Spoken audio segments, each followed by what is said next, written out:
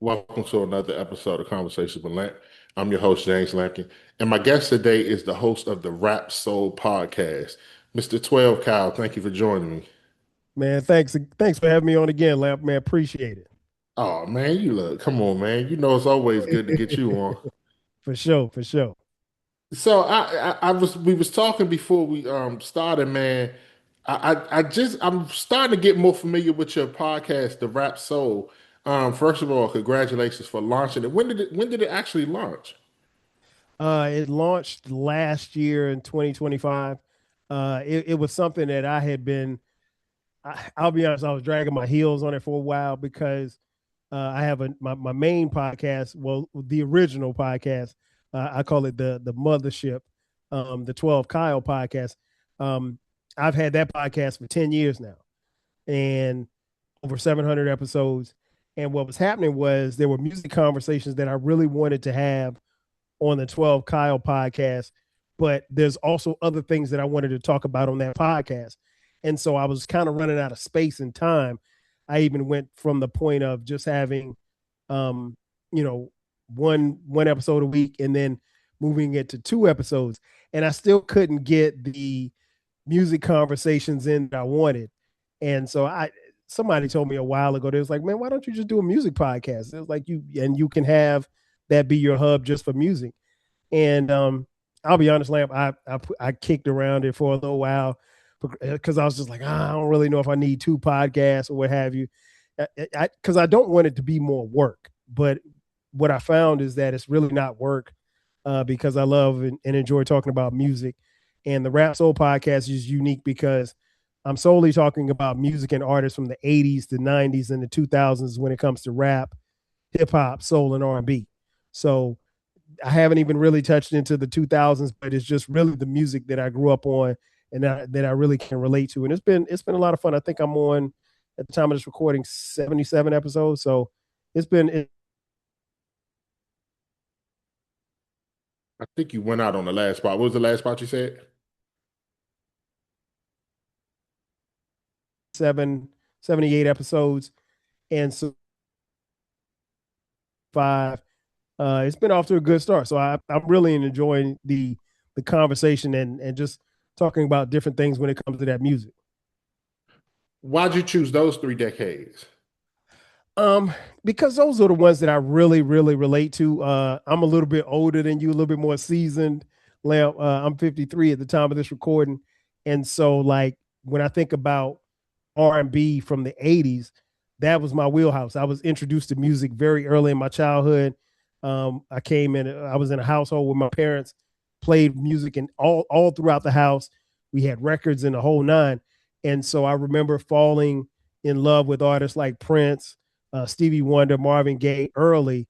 And then there was a shift right around 1981, 82 when we got, well, it was, yeah, late 81 when we got cable TV in our house. And then so then that was the advent of being able to see videos, was something we had never seen before. So I was even as a young black kid growing up in Florence, South Carolina, watching MTV and watching groups like Van Halen, Twisted Sister, and the Police and groups like that and artists like that. But still stuck in my R&B roots. And then somewhere around 83, 84, I was already familiar with rap because it wasn't called hip hop at the time, but I was familiar with it, but I wasn't entrenched in it. But somewhere around 83, 84, I heard these guys by the name of Run DMC, and I fell in love with rap. I wanted to be like Run DMC. I wanted to be the fourth member in Run DMC, and it just took off from there, and I became really a big hip hop head from there. And so transitioning into the 90s, I'm in high school, and then I get to college at South Carolina State in the fall of 1991, and hip hop is all around me. R&B is all around me, and it was so much music because I was in college at South Carolina State University from 1991 and 1996, and it was so much music that came in that particular time. And the great thing I always say about being on the HBCU campus is that, particularly that particular time, there was so much music coming from so many different areas of the country and different parts of the world, and so you were exposed to everything. And then obviously, being exposed and being in the South and being exposed to, the Southern hip hop, it just really took off from there. But I mean, from West Coast to, Biggie, Bad Boy, Wu Tang, and just like I said, all types of music. Even like, I'll give you an example. Like, you're from the DMV area, like I'd heard songs, I'd heard go-go songs, but it wasn't until I got to college when my roommates from Maryland, he went to Oxon Hill High, and I got exposed to go-go, and like go-go was something different, something new. Of course, I knew who Chuck Brown was, but never had really been exposed to, like Rare Essence or Backyard or any of those bands like that. So, being in college, you just get exposed to so much music. So, long story short, Rap Soul came about because I really wanted to focus on those particular years. I think it's so much great music that came out in that time, and that's not to say that there hasn't been great music in the 2000s or maybe in the 70s, but that's the music that resonates with me very, very closely, and honestly, with a lot of people who listen to the podcast. I noticed that you mentioned the early 90s and you was in college. Would you say that was your most impactful years when it comes to music? Oh, most definitely. Well, I can't say it's most. It was probably one of the most impactful because the early '80s was very impactful because as a young kid, again, we had music in our house, and the music was being played every single day, all the time. Like, there would be times where you could hear music in my house and there was no TV on. You know what I mean? Like, we would Mm. just be sitting and listening to music. My parents were big music fans, and they had this extensive record collection. And the cool thing was that, when I got of a certain age, they actually, bought records for me. The first record I ever purchased, or at least was purchased for me, was 1984's Prince's Purple Rain, the Purple Rain album. And I mean, like, I after that, man, I was done. I was hooked. I was like, you couldn't tell me anything. So I would say that time was probably a little bit more impactful because I'm being exposed to everything. And when I tell you, my parents played everything from the Bar-Kays, LTD, Convulsion, to my mom playing Patti LaBelle, Anita Baker. All of this music is flowing throughout the house, and it just continued. And it's funny because, as we get older and technology happening, it's like, when I look back, as my kids grew up, we had music playing, but music gets played in the ears. It doesn't get played in the house as much. So, Mm. my kids didn't grow up in the same, while they grew up with musical parents or parents who appreciate music and love music. It's not the same because our music was exposed to everybody, wherein their music was in their ears.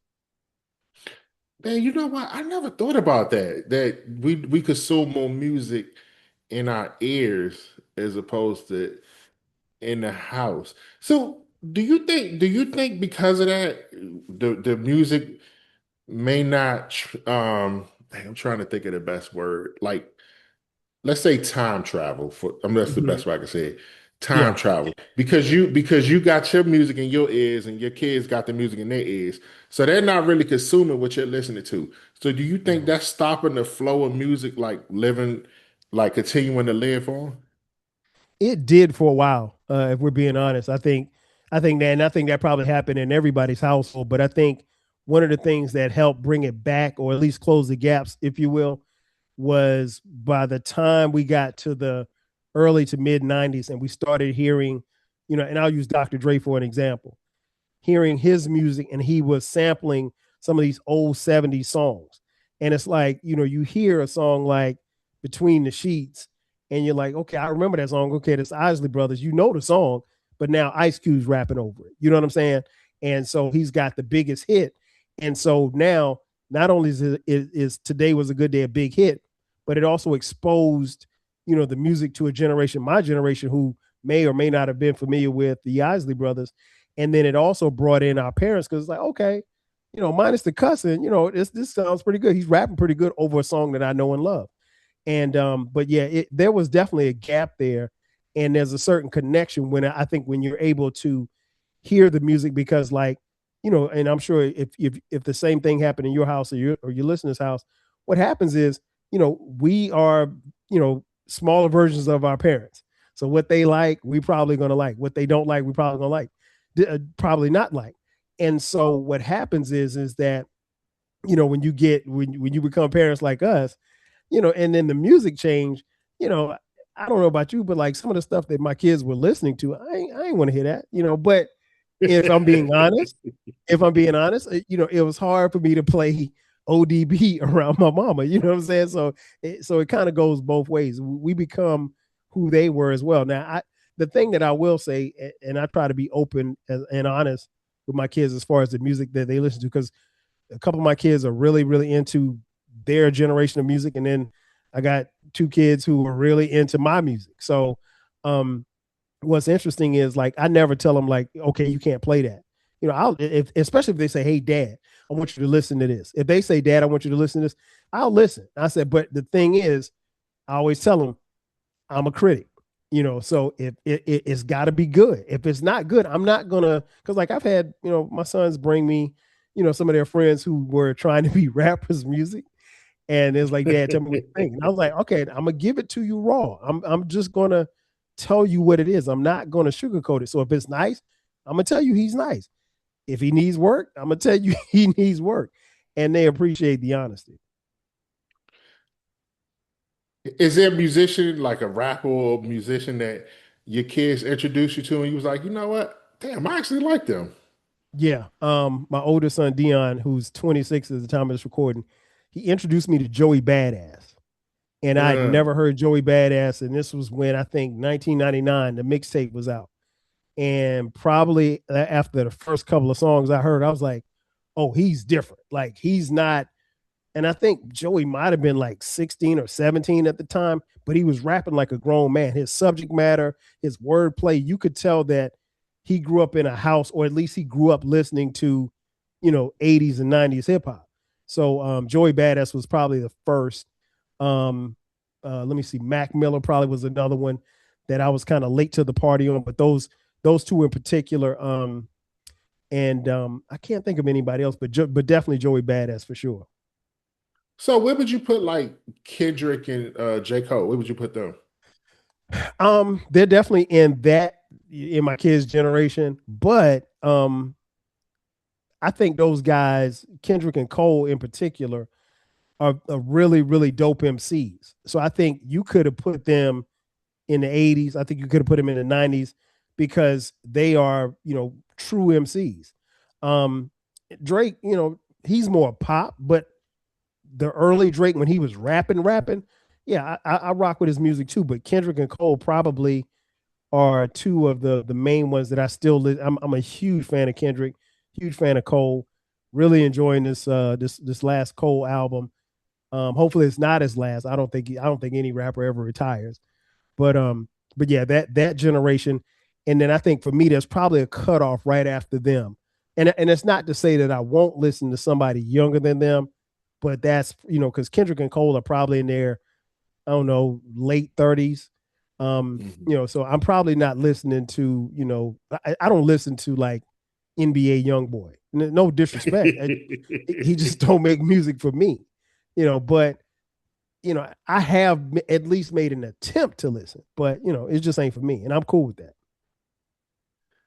One of the artists that I don't know if I would say I was surprised, but I was really interested. You are a big Nipsey Hussle fan. Yes.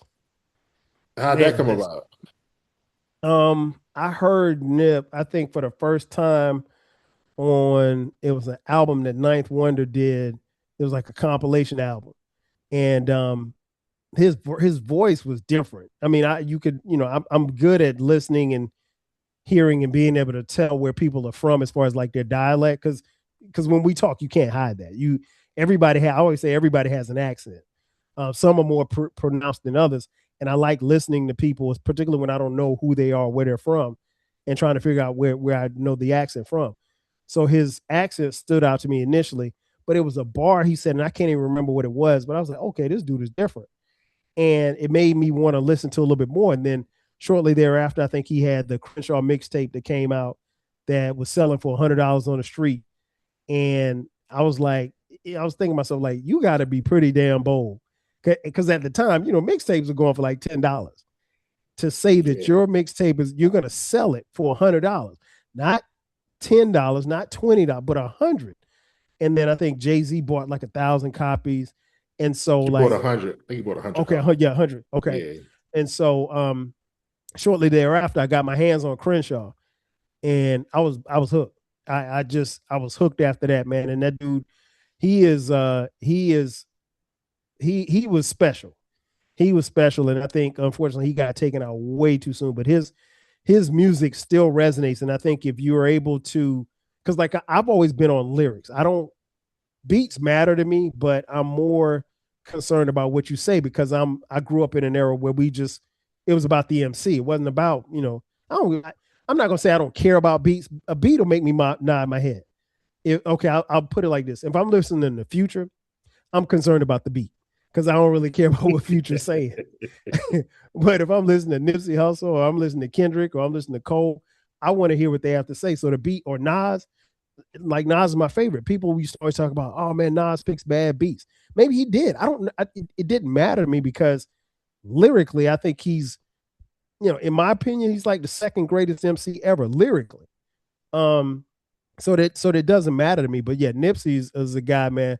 I took to his music really, really quickly, and still bump it to this day. Still bump it to this day. You say Nas is your second favorite lyrically. So who's the first? Rakim. Oh, okay. Okay. Yeah. Because you know what? Because I think that the age thing. Of course, and You that's said you subjective. how you said you 50. 53. So we 7 years in rap is a lot. That's a lot. I mean, That's a that lot. could be that depending on where you were and where you picked up music at, it could be a lot. And what I mean by that is like a 7 year difference. And I'll just use Nas. A 7 year difference may say for me, Illmatic is his best album ever. You might say it was written. And it could just be in the time frame because maybe it was written was the first album that you heard from Nas and it blew you away.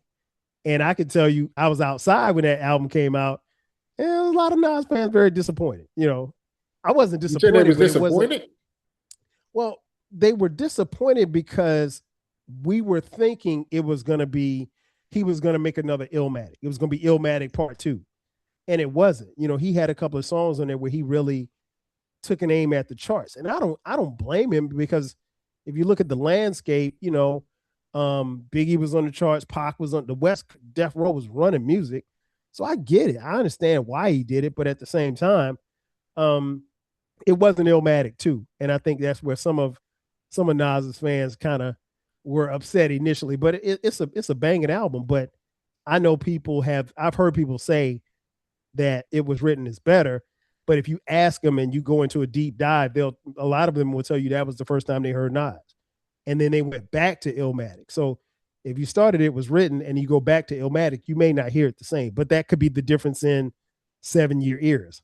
The way I hear it and So the way. it's ironic you said it exactly the way I feel about it.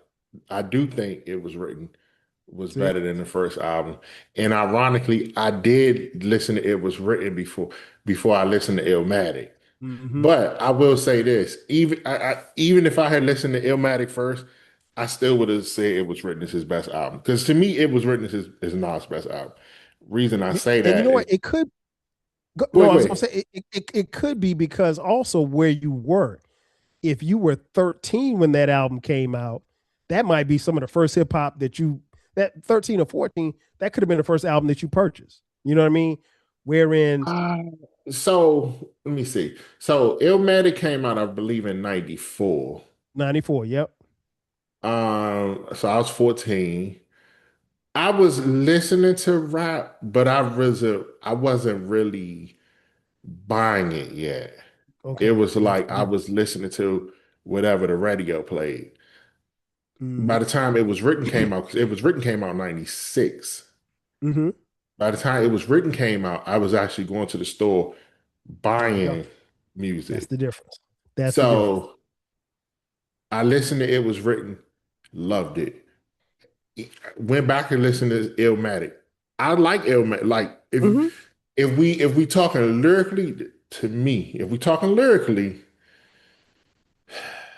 they neck and neck. But if you want to say Illmatic is better, I'll give you that because Nas was the age Nas was when he wrote it. I think that's a Yeah, factor. He was like huge. way ahead of his time when he wrote Illmatic. So if you want to go with that route, cool.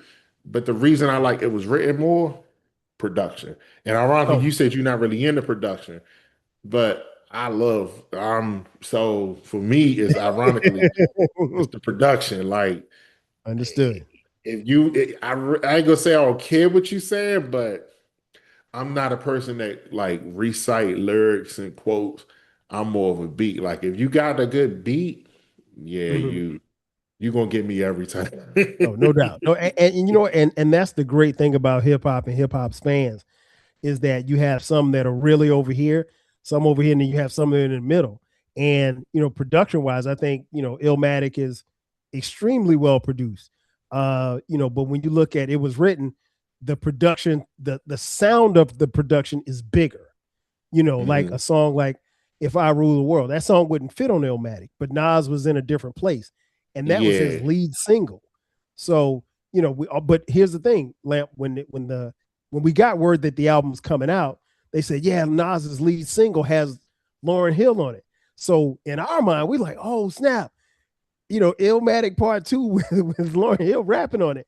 We get the album If I Rule the World, which is you know a nod to a Curtis Blow song. It was a dope song with dope video and the whole nine, but Lauryn ain't rapping, you know, and Nas is on another level as far as his MCing. So it like I said, it's just perspectives. I definitely respect and see where you're coming from. And like I said, you're not alone. There are quite a few people who feel that way. And I think sometimes it's just about it could be that, like you said, that 7 year difference as far as the way our ears are. yeah. I like I said for me, so even with the production, because it's different, you had different styles of production. Like Yes, the first yes, one was um Large Professor, yeah. Primo, Primo. Les, Yeah, Pete it was Rock, so those are kind of like old school, Boom Bap. more It was more Boom Bap. grimy New York Yo, beats. yes, yes, very much so. Whereas whereas it was written, you had the track masters did most of that. Trackmaster. Yep. And then you had Dre helping out with some of the production. Mm-hmm. Havoc, Havoc, love Havoc. Havoc is like my Yeah, favorite. yeah. Havoc's So cold, man. He is so cold. yeah. So it was so the album took a different direction for production. Mm-hmm. So we talking about production, right? Mm-hmm. Made me think. How do you feel about AI music? Not a fan of it. Not a fan of it at all. I would prefer that, you know, you get in the studio or wherever you create your craft and you make it how it is. But if we're being honest, going forward, there's going to be people who are going to use some AI in some form of the music that they make, whether it be vocally. I don't know. For all we know, AI can be writing some of these guys and some of these young ladies' rhymes. I don't know. But I would prefer that it be, you know, studio engineer, MC or MCs, and everybody going and you know getting in the booth and getting busy. But that's what I'm used to, and I also understand too that was a different time and a different era. You know, they had to record like that because they didn't have any other options. Now, you know, you can have Kendrick and Cole get on a song and never be in the studio together at all. You know, Yeah, and then I think to some degree that may take away from how a it song may does. sound, It does. It takes as away. opposed to yeah being in the booth or in the studio together and building and you know the relationships and stuff like that that happen outside of that. But I don't I don't really knock it because I know that it's here, but I would prefer AI not be in the music. You know what's funny about it? It made me feel like that old person. Because you remember We all man. but nah, but here's what I'm saying. You remember how older people when records when music transitioned from like record to CD and they Mm-hmm. was like they missed like that flawed sound like that. Mm-hmm. It's the same thing with AI. It's like for me, it's too clean. It's Yeah. too clean. Yeah. Yeah, it doesn't have that like the word you mentioned earlier, grimy. you can't make a grimy AI song. Like if you listen to something like 36 Chambers from Wu-Tang, what the RZA did and how he made those beats, AI couldn't create that. Like RZA had Yeah. one beat that he made where he was banging on the like some kettles or something like some pots or something crazy like that. You're not doing that with AI. You can create and like you said, it'll always sound polished. And I think hip hop wasn't necessarily always meant to sound polished. I don't know if music in general is meant to sound too polished. Shouldn't. It shouldn't. I mean, like you can hear, and that's the thing that always kind of blows me away when I hear, particularly now when we're hearing the stories about how the music was created in the '90s and the '80s, because obviously there was no way to document it. There's no video and stuff like that. But like when I hear about like how D'Angelo made Brown Sugar in 1995, in his bedroom basically, which is crazy because he did the instrumentation. And so like when you hear it, and of course it was eventually mastered and mixed, but it's just the way that music sounds, you can tell the difference as opposed to, like you said, it may not sound as polished. And I think that's one of the things that we as fans pick up on and love about the music. They say one of the reasons music don't hit the same is because like back in the days, they actually had to play the instruments. Yes. Now everything is like computer, even before AI stuff was, Mm-hmm. Pro Tools and all that stuff. So they say it takes away from the feeling of the music. And I agree with that. I do too. I agree I with do too. that. Like because when you listen to music from like especially the 70s, it's like Mm-hmm.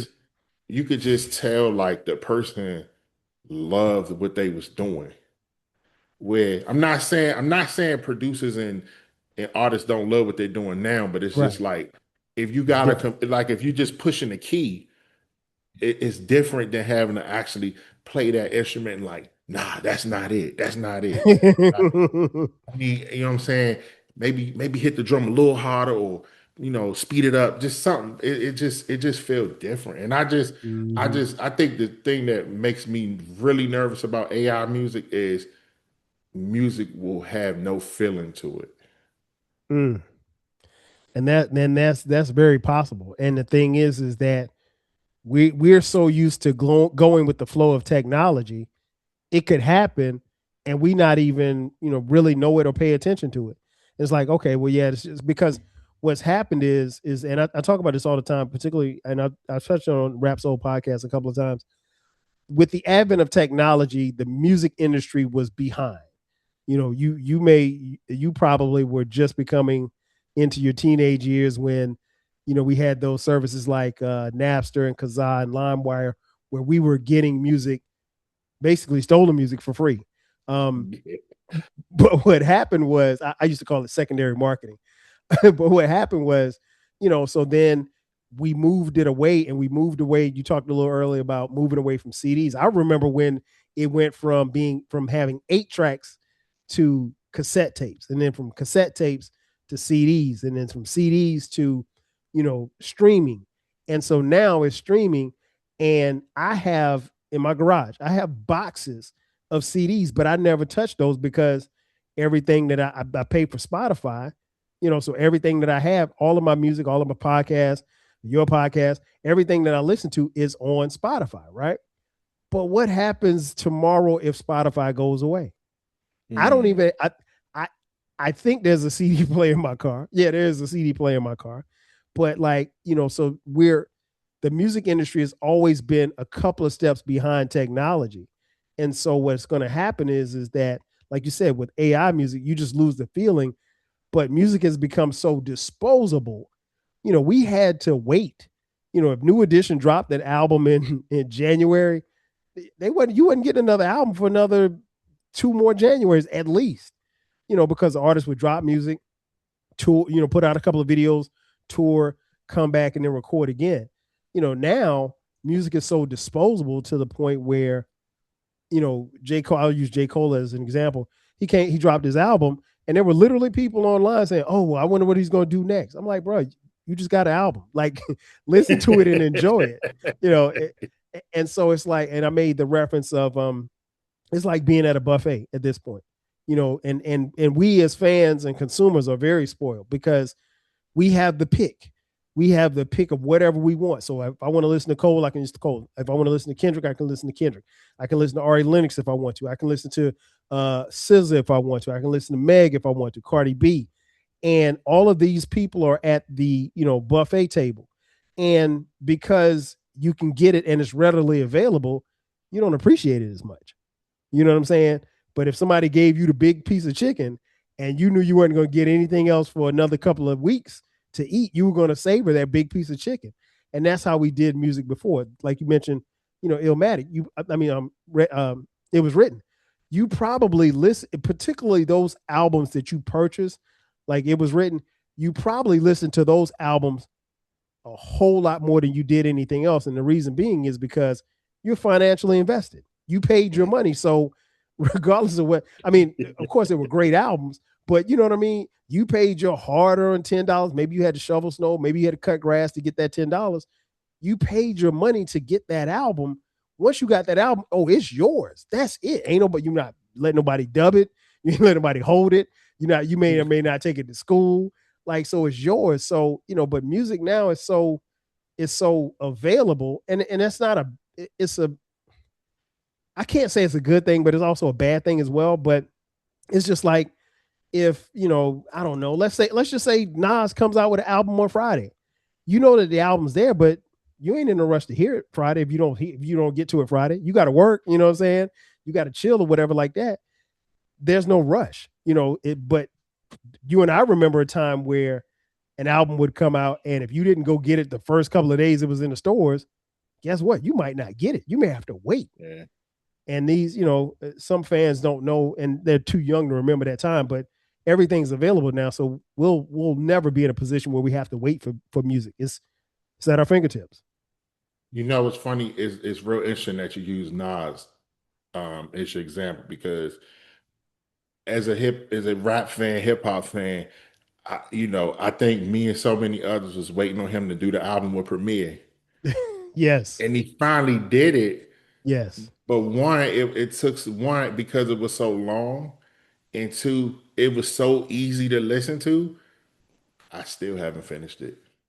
Oh, man, I love it. I play it at least every other day. It's I'm gonna not a be big on my fan of it. Spotify top listened albums. I listened to like uh I want to say I listened to about 8 songs. Okay. It's a struggle. You got I'll put it like this. If you sit with it and not do anything else, you'll have a different appreciation for it. Cause see, I think sometimes we listen to music, but we're working, we're moving around, people, phone, you texting and stuff. Like when artists come out that I really, really want to hear, personally, I block everything else out. If Erykah Badu drops a new, I love Erykah Badu. Like Jill Scott, her album just came out. I made sure, and it took me a couple of days before I sat and listened to it, but I wanted to be in total solitude. In fact, I got in the car because that way I know I wasn't going to get no text messages. I put my phone on D&D, and I was able to hear the entire music. So that's what I think your perspective, and I'm not trying to change your mind, but I think your perspective will change if you get in total isolation and you just listen to it. I was listening to it on a plane ride, so that was Okay. pretty. It was pretty isolated. But you know what's funny? So backing up, because we was talking about how much music and stuff is coming out, how much music is Mm-hmm. available. That was a factor, Yeah. because now it's like when I listen to something, like technology has changed the way I consume music. Because Very now much when I so. listen to it, it got a hit. Like it got a hit, like, and it got a hit now. Mm-hmm. Whereas, like you said, back in the day, you paid, you was invested, you paid for it. So it's like, man, I spent $10 on this shit. I Exactly. gotta make sure that when I say this is not a good album, I gotta Right. be right that this is not a good album. So let me listen again Mm-hmm. and make and confirm that this is not a good album. So it's technology has, man, it's like you said, it's tough to say because it's good to have so much music, but then it's not good because man, you really don't sit with nothing no more. It's the Like, gift and the curse. yeah, you don't sit like you. I almost feel like we may not ever have timeless classics anymore because of No, that. I don't think we will. And the thing I will say is, even and I want to go back to your point. I think that the thing that makes it different by what you just said is that like you're right, you don't get a chance to sit with it, but you know, if you do sit with it and it hits, how long are you listening? You probably Yeah. you probably listening for a week, a weekend. You know, Mhm. I always talk about how like, and I'm on Twitter, but I ain't on Twitter. But like on my timeline, you can Fridays are always different because Fridays are the days that the new music drops. And if it's a Kendrick or a Cole or Drake or whomever, Kanye, you know, everybody's that's the talk of the timeline from Friday until Sunday, maybe Monday, Tuesday. What can the artist do to keep them talking about them into the next Friday, into the Friday after that? Like you said, the music doesn't sit. So it's the conversations are only based on what they see on the timeline. And so a lot of times when the conversation falls off the timeline, people stop listening because there's something else coming out the following week. So it's you're right. I don't know that we'll ever have that kind of timeless those kind of timeless classics anymore because you know right now an album that's 10 years old, you know, they've already celebrated it. So you don't even get a chance to I mean like we would never call something a classic that hadn't been out for, you know, at least 10 years, 20 years sometimes. You know, but now, Hey, you know, album been out for 5 hours. Oh man, this is a classic. No, it's not. It's just an album you really like. And that's cool. hold on, wait a minute, hold on. You said it took like 5 years for you to deem something a classic? Yeah. I mean, okay, I'll use Ready to Die. Okay, A lot of hip hop fans consider Ready to Die to be a hip hop classic. okay, Ready to Die came out in 1994. yeah. There was nobody in 1999 that called Ready to Die a classic. And Biggie was gone. You see what I'm saying? Like classics. Now there's a difference, and I guess I probably should explain. There's a difference between like your all-time classic. Some people call some albums modern day classics, and it's just. But like when I say classic, I'm thinking of the albums that would have gotten five mics in the source type classic. You know what I'm saying? So Mm. if we say, I don't know, it takes a nation of millions to hold us back from Public Enemy as a classic, you can't tell me that, you know, the fall off from J. Cole is on the same level as because they don't have the same lineage. They don't have the same time frame. That one album's been out for a month, the other one's been out for 30 years. You know, so that's the difference. Okay, And okay. it's not to I say see. that these albums won't become classics. Like I'm a huge fan, and I'm probably in the minority when I say this, but I'm a huge fan of um, "To Pimp a Butterfly" from Kendrick Lamar. I think that Mm. that can be one of the greatest albums ever when the time is right for us to talk about it. But the album I think has been out, I think 10 years maybe, without looking it up. That's his So first it's not there album? yet. No, that was That's his first Kendrick's album?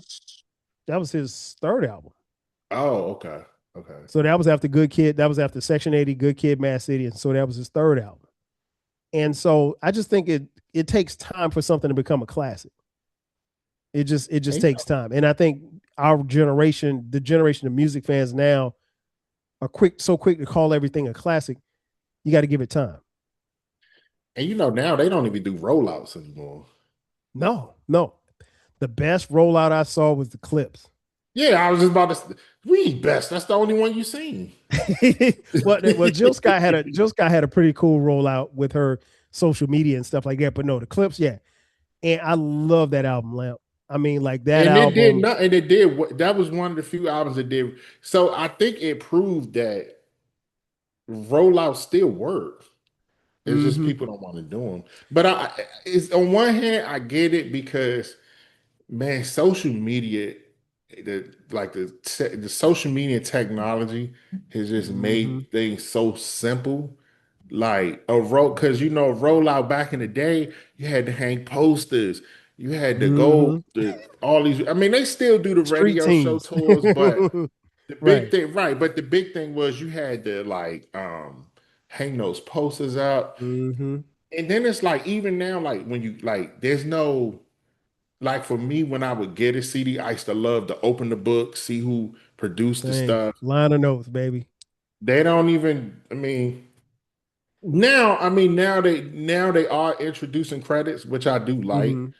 They are just telling you who produced the songs, who wrote the songs, but it's still nothing like having that book. Because that for me, Oh, to no me, doubt. that was my big thing. Because I told you I'm big on Same. production. So first thing I do, Same. open the book, who produced what. So when the song getting ready to come up, I'm kind of like getting my ear ready for all right, Mm-hmm. what to expect. Was that Clips album the last album you listened to as a whole?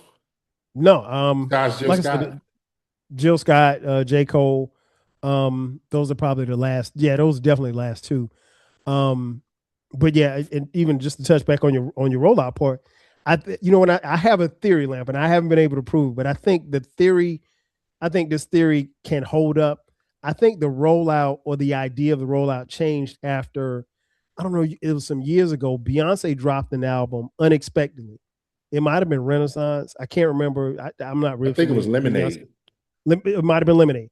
She dropped it at midnight. No promotion, no nothing. Like it just, if you were up at on social media that particular night at midnight when that album came out, it spread like wildfire. I mean, like the internet almost broke literally because people were like they didn't because nobody knew she had an album coming out, and she had so much success that I think there were a lot of people who saw that and they tried to copy it by saying, okay, well, hey, we're not gonna do any promotion, we're not gonna do anything, we're just gonna drop an album and just surprise everybody. And for some it has worked and others it haven't, but everybody can't do what Beyonce does because she's Beyonce. You know what I I was just mean? about to say, bro, that's Beyonce. That's Exactly. You know what I mean? Like Beyonce could drop an album singing the ABCs and it's gonna sell. And rightfully so. She's one of the best to ever do it. She's a superior businesswoman, great mind, and obviously super talented. So everybody can't do what she does. But I think that's what kind of, as far as the modern day rollout, I think it really died at that point. And it wasn't her fault. I think everybody tried to do what she did and they just couldn't. You're not going to duplicate that. You're just not. I don't put it like this. I don't disagree with you, but Mm-hmm. I think it was more just social media because That too. you don't have like you literally don't have to anymore. Um, and now it's like if you're a fan, and you just want to consume the product. That's it. That's what it That's it. feels like. And going back to your point, the personal investment. Think about how what we had to do. If your favorite artist, if Tupac came out with an album, I had to get in my car, drive to the mall, purchase, put down my hard earned money, purchase the CD, get back in my car, drive back home, find some place cool to listen to it. And I was invested in, and I had to make a decision. Was that $12.99 worth my time? And Yeah. so maybe I was, maybe it was good, maybe it was great, maybe it wasn't as good, and maybe I held on to it because I personally put money into it. But what happens is that when it's like I said, when it's so readily available, no, we're not as invested. So it's just there. So guess what? If you go get the latest Tupac album and it stinks, you ain't that you've invested nothing. You're already paying for your Spotify or whatever you pay for each month. So it ain't gonna hurt you. You listen to, oh yeah, it was cool. It's just like if you'd asked me what I thought about the Cole album, it was cool. I listened to it. It was all right. And that's it.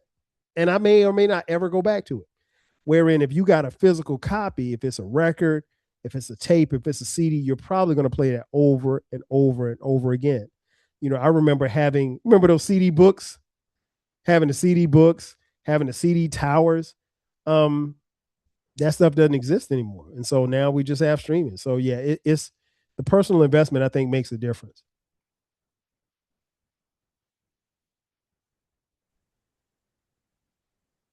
Uh-oh. Okay, we back. Okay. I don't know what you got or what you did. I You saw was talking your screen about and froze up. yeah, you was I forgot where you stopped at. You mentioned I what was the just last thing you were saying? um just having like the CD books and the CD Okay. towers and yeah. So yeah, Okay. I then that's when I saw your screen and froze up. So I don't know if you got all of it, but I was talking. Okay. You know what? So I'm a transition a little bit because you was talking Okay. one of the episodes that I listened to that I really enjoyed from your podcast. You was talking. It was Biggie versus everybody. What Hmm. made you do that episode? Um, I just wanted to like I was online, I think, one day, and I was, people were just there's always discourse about, how great somebody is or isn't. There's always seems to be arguments or what have you. And I think that particular day, the discussion or argument was, you know, just how great was Biggie because he only had two albums. I mean, like, that's always going to be the knock on Biggie. And the thing I try to remind people is like, it ain't his fault is he had two albums. It wasn't like he quit, like somebody took him out. You know what I mean? Like, so for us, for us particular Biggie fans who were around, in his rise, because if you think about it, Ready to Die came out in 94. By 90 March of 97, he was gone. You know what I mean? Like, so it didn't feel like it, but his run was only a couple of years. Yeah. But he had a lot of music in a short period of time. So the idea of Biggie versus everybody was just more so me kind of talking to those who were trying to dismiss his legacy and his history and just kind of trying to put it into a box of just two albums. Biggie was way more than just two albums, way more. So it sounded like he would be on your GOAT list. Um, okay, so I don't have a goat list. What I do is I have a list of lyricists because I measure people based on their lyricism. So if I'm Hmm. talking about like my top 10, top five lyricists, Biggie would be in my top five lyricists of all time. And I'm only judging him on, the music that he made while he was here. So yeah, he'd be in my top five. I think I got So, Biggie at five. so I'm one of those people that do put that, and I'm a Biggie fan. I like his music, Okay. but you can't like when we like people. There's people who call them like you said you don't have a GOAT list, and that's cool. Mm-hmm. But there's Mm-hmm. people who have a GOAT list and they had him at one. It's no way. I can't do it. No. I And understand it. because of that, because he only had two albums, like, listen, it's very unfortunate that he got killed. He got Mm-hmm. taken out before his time. But it like with anything in life, sometimes things end too early. Oh, no doubt. So No you doubt. can't. And the reason I can't like, I think he's a great lyricist, right? I do. I think Mm-hmm. he's a great lyricist. If we wanted to do if we was going top five lyricists and he was in your top five, I wouldn't debate that because he does have Mm-hmm. enough body of work Right. Right. for the lyricist debate. He does Right. have enough for that. But um people saying he the GOAT, no. Because I done seen too many we done seen too many people have two great albums and nothing else. That's a good point. That's a good And point. And listen, I know everybody, I know ain't nobody fans of Diddy right now, and that's cool. I get it. But one thing we can't deny is the man knew good music. Oh, no question. And he had Can't take that from him. Biggie had some of the best producers you could think of. Like that Hitman team that No Diddy question. had, that But was now here's where I'll push back on that. I don't think you can take that away from Biggie because that's like saying, oh man, Michael Jordan had, he had Scottie Pippen, he had a great coach, he had a Hall of Fame coach, he played with Dennis Rodman. Like you can't, it's all a part of the package. So but you know what I always say, Lamp, when people get into that GOAT conversation, and this is what I will tell anybody listening and watching. When that conversation comes up about who's the GOAT, ask them what the criteria is, because a Yeah. lot of times if you don't have a criteria, it's based on favorites. So then if somebody said, well, I don't have no criteria, I just think Biggie the GOAT, then all you're telling me is that he's my favorite. And that's cool. You could put him at number one if he's your favorite. But to your point, yeah, a lot of people would have a problem putting him at one, just saying he's the greatest of all time. But I always come back with what's the criteria? Because a lot of times we see these lists and rankings and stuff on Complex and Rolling Stone and Source, and there's no context. So if you're going to tell me that you're going to rank these artists based on what? Is it based on popularity? Is it based on your staff and what, these 10, 30-year-old people think about hip hop and when they weren't around in 88 and 89 and 85? So I always ask for what the criteria is. So now, but if you said based on lyricism, based on skill, based on flow, based on relatability, based on replayability, that's 5 things right there. If you told me that Biggie could be in the top 5 and all of those things, and that's why you had him at 1, you get no argument from me. I don't know how you could, but I mean, you get no argument from me. So for me on a GOAT list, right? Longevity matters. Okay. Okay. Fair. Impact Very fair. matters. Like Hold on. Time out. that. Time out. Time out. Time out. Time out. I can't let you slide with impact. And the reason why I'm gonna push back on impact is because how do you define impact? For me, it's like for me, everybody's talking about you. Like when we talk about music, your album we can't leave out. Okay. And I'm not talking about 1 or 2 albums. I'm talking about a body of work. Okay. Body work. Okay. That's why for Okay. me, if you ask me who's my favorite lyricist, who I think is the best lyricist of all time, it would be Nas. Okay. If you ask me who is the GOAT, I would say Jay-Z. Okay. So and to your point about impact, I could never or would never put Pac high on a lyricist list, but I could make a case that he's the most impactful rapper ever. Way more impactful than Jay Z, way more impactful than Nas. But even in saying that, if I'm talking to a 23-year-old, they won't understand because they weren't around. But Yeah. if you were my age and was outside when Nas and Pac and Jay Z were climbing and in their quote unquote prime, then you could make a case for it. But no, I just wanted to stop because people always say impact, but I have to like stop them because like impact, what's impactful for you at 14, not it's going to be the same for me. So Illmatic, going back to Illmatic and it Okay. was written, Illmatic was impactful for me because I was in college, but me and Nas are the same age. So I'm blown away to the fact that he could write this stuff and we're both 20 years old. I'm in college at South Okay. Carolina State Okay. Okay. University. He's in Queensbridge and I couldn't even think of putting the words together. So that album impacted me differently than, it did a 12-year-old James Lampkin. So fast forward, Got you. when you talked a little bit earlier about Nipsey's impact was bigger than a lot of rappers that were better than him as far as record sales and all that stuff like that. But I get what you're saying, but that's what I always do when we talk about criteria. Okay. That makes sense. That makes sense. Because, yeah, I mean, 14 listening to Nas and you was 20 listening to Nas.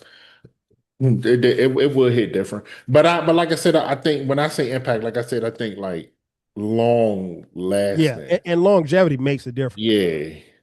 So Yeah. okay, That's so you a mentioned Jay, and you get an argument from me. So when you talk about Jay Z as far as his longevity, what about LL? Whose yeah, yeah. longevity? He out there. He up there. But see, it's weird because LL took this. I don't know what he did. Did he take a break? I mean, Like he he was active. hot and then it just kind of like he kind of cooled off. Hmm. But here's the thing. You can't like he laid the blueprint for so many people. You gotta Yes. put him on that list just Yes. off of that. Like he was the first one he won that Vanguard Award. Like Hmm. he was, he set trends in fashion. He Yeah. did a LL was like the lot. first sex symbol. Exactly. Like he was the first, sex symbol where the women liked him, the men respected him. Hmm. Like, so you gotta put him up there. But Yeah. it's just that, it's just that fall off he had. And I can't even say that was all his fault because I mean his acting career took off. Oh, So no he doubt. kind of, so he kind of leaned more into that as opposed to the rap. Jay-Z never And he can had no, still rap. He can still rap. yeah, he definitely can still rap. I And just don't think Jay-Z ever had no real cold spell. I don't publicly, I don't know that he actually had a time where he fell off. I just personally, I haven't enjoyed any of his albums since um American Gangster, but that's just me. But even in having those, like I think, like people love 444. I didn't think it was that good. Oh, But I'm one okay. of the few that probably didn't like it like that. And I played it over and over and over again to see if I was missing something, and it didn't resonate with me. But to your point, even if you say, okay, his last four albums were terrible, that run up until that, I mean, it's very few people that can touch Jay-Z when it comes to longevity. Very few. See, I like 444, right? Because I think that was a different version of him. Okay. More transparent, more open. And I really I think his whole it feel like his purpose of that album was solely to be a creator. Whereas Okay. everything else it was like, I'm trying to sell records, I'm trying to do Yeah. this, I'm trying to that just felt like a art project that he wanted to get out to the world. Hmm. And if you like it, you like it. If you don't, you don't. Right. But Right. and I think that's probably one of the only albums he's done like that. And I Hmm. mean, maybe I'm wrong, but I just don't I'd like because when you listen to the production, it's not like, he didn't like he had some notable producers, but it wasn't your Kanye West, your No Right. Right. IDs, Right. Right. Right. Rails, and all that. It was I forgot who. No, I think No ID did do something on Yeah, there. he did. He did some on that album. Yeah, but it wasn't. But it wasn't that. It wasn't like a. It wasn't. It didn't really feel like he was going for like the home run. It just felt like he just wanted to put something out. Because I Hmm. mean, because far as I remember, it really wasn't a lot of. That was the one that he dropped on Samsung, right? No, Wasn't that the album he dropped on Samsung and then it crashed or something? that was Magna Carta Holy Grail. Oh, okay, Yeah, I did okay. not like that album at all. I don't I think ain't I. You like know none what's of it. crazy? I don't think I've ever listened to that whole album. Yeah, and so, but that's the thing. Like, and he's got some in his catalog that's like that. That you just like. I'm probably never going to go back to it, but I'm a pump Reasonable Doubt every other week because that's my joint. And it'll always be my album. So that's your favorite Jay-Z album? Yes, yes, by far, by far. And what's interesting is, man, that album is going to turn 30 this summer. I think in June. And I remember when it came out, Lamp, like nobody, for as great as it was an album that really did. It was what they call a slow burn. Like it really, and it had Ain't No Nigga on it, and of course Can't Knock the Hustle. Those were the singles, but like that album really did not hit the masses really until the second album came out. But like there were a few Yeah. people that bought the album. I bought it maybe about a month after it was out, and I loved it. I loved it. It was totally different storytelling scheme, his patterns. It was a bop. It was a jam, and I rocked to it the whole summer. And but no, it didn't take off. And it's funny. I tell people all the time, like Jay-Z came to South Carolina State that fall to perform at our homecoming. And all he had was Ain't No. And people were really on campus checking for Foxy. They weren't even really checking for him like that. Yeah. And he performed, and it was nice, but it wasn't like, it wasn't the Jay-Z that we grew to love. But that's still my favorite album from Jay-Z. But like I said, if you got him at one, no argument from me. None whatsoever. My favorite Jay-Z album is Blueprint. Blueprint Okay. One. Okay. Yeah. Yeah, Cold album. Blueprint One. Cold album. I don't like Whole Lot Whole Veto, but other than that, it's a cold album. Oh nah, that whole album. I don't know why people be talking about Eminem murdered him on this trip. Man, please. Eminem did well, Um, but he it, didn't murder no Jay-Z on there. he outrhymed him, but I think we didn't even really kind of pay attention to it until Nas said it on Ether. I won't say he murdered him. Yeah. No, he ain't murdered him. I I mean, think to he me, outdone him. I mean that to me, that's probably Eminem's best verse. It's up there.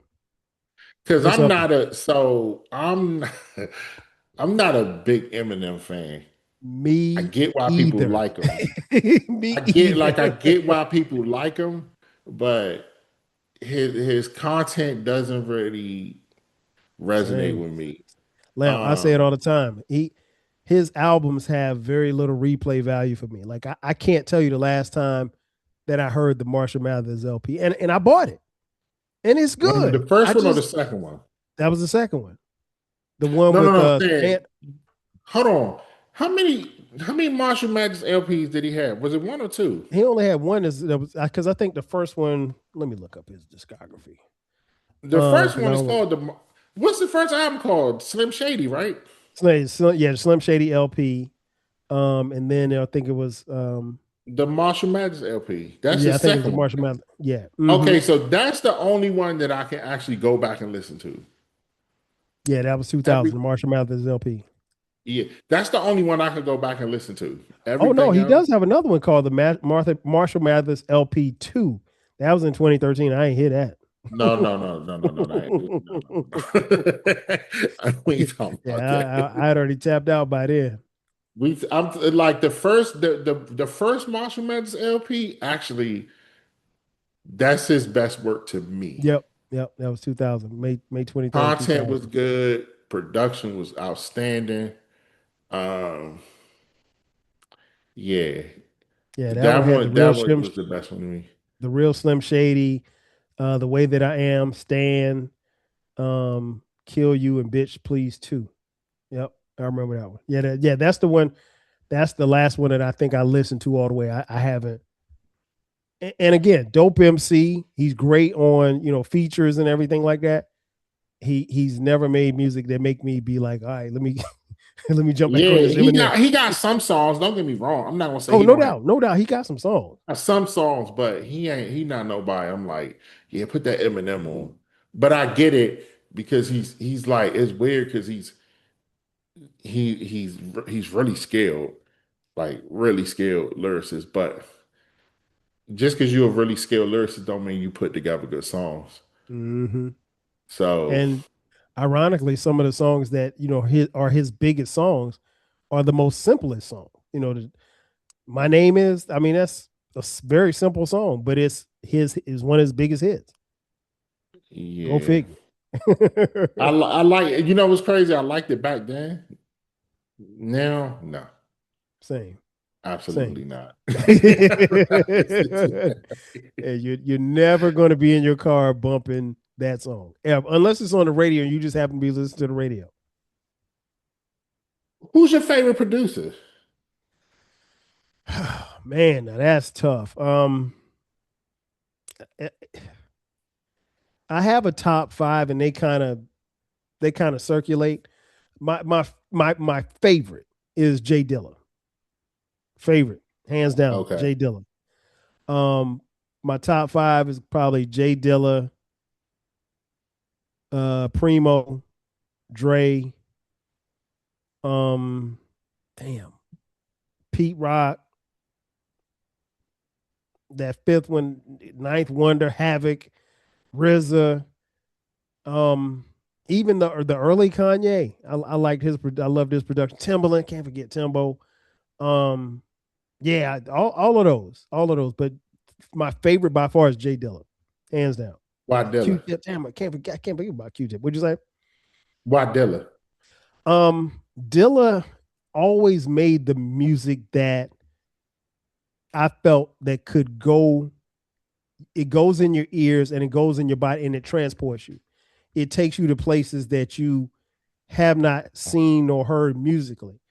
And I think one of the things that makes Dilla's beats, they're really feel good beats. Like he don't have the hard thumping beats that may make you want to run through a wall, but he also has the beats that make you think and make you feel like you're someplace else.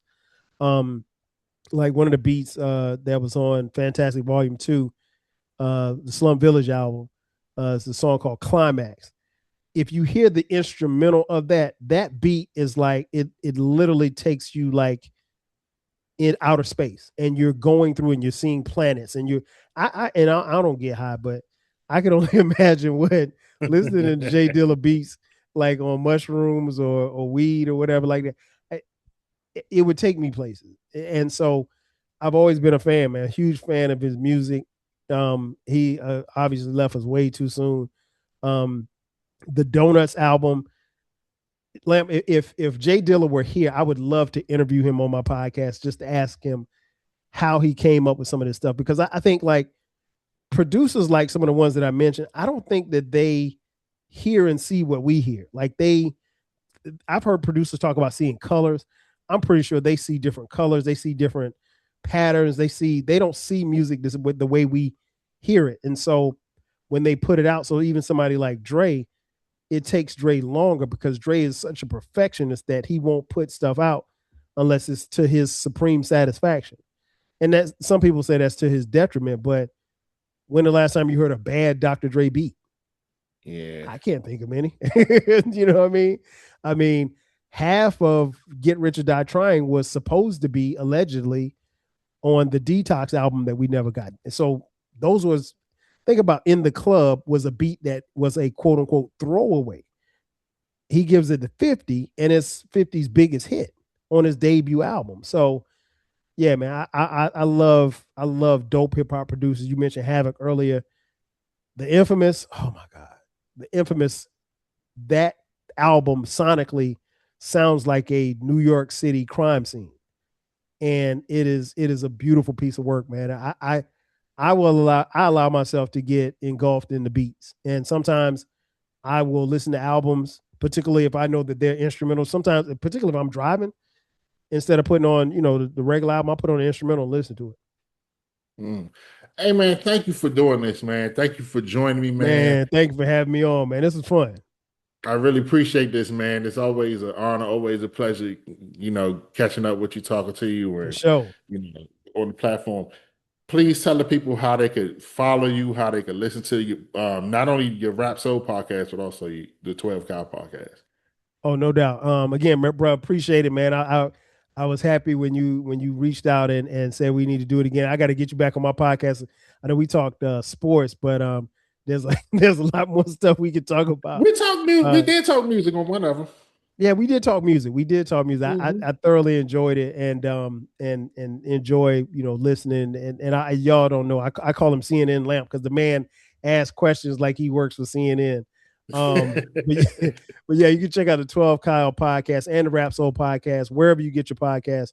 Their YouTube channels for both. So if you want to actually see the podcast, just subscribe there and download. We drop new episodes for both podcasts every Thursday. So Rap Soul is strictly about music and artists from the 80s, 90s, and the 2000s when it comes to rap, hip hop, soul, and R&B.